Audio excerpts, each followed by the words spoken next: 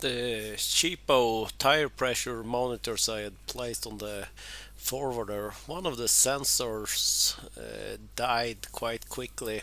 It also, especially on the rear end, kind of comes and goes. It's not consistent, so maybe they are a little bit on the weak side getting the signal, but one of them was gone for several days and took it apart and checked the battery, and it was pretty much down to 0 volts. And I think it's a bad solder on there where the battery is mounted that shorts out the battery.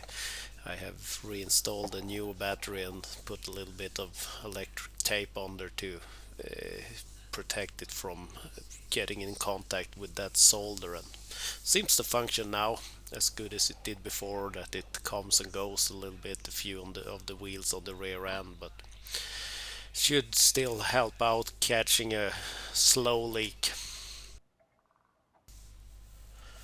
I also replaced the brake accumulators again. This time around I purchased them from Komatsu rather than the hydraulic company. Let's see if these hold up better, because if I can just get a year or a couple of 100 hours on them, I will be a little disappointed.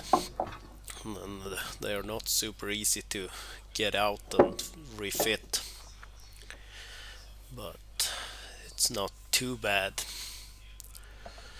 They had different size threads on them, the Komatsu, so I had to find the old fittings for them.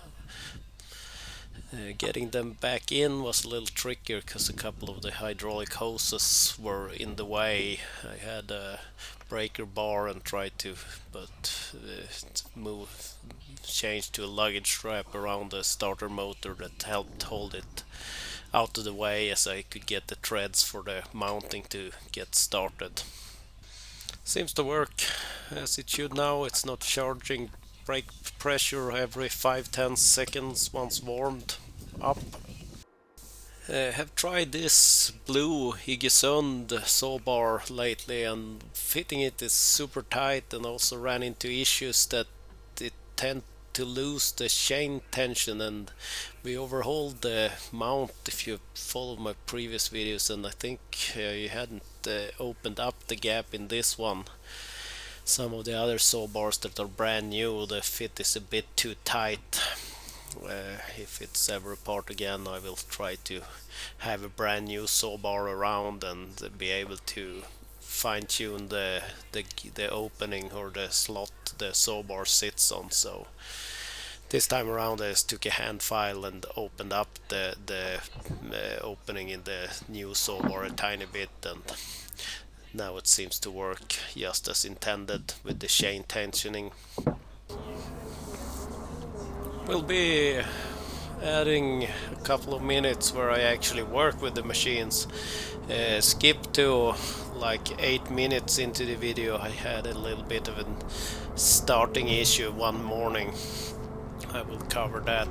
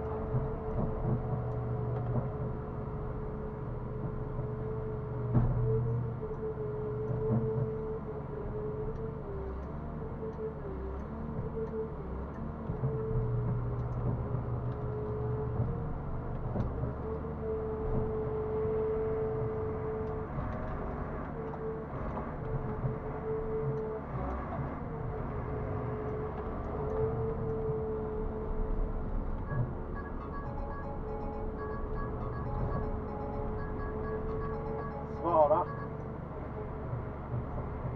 Hej hej.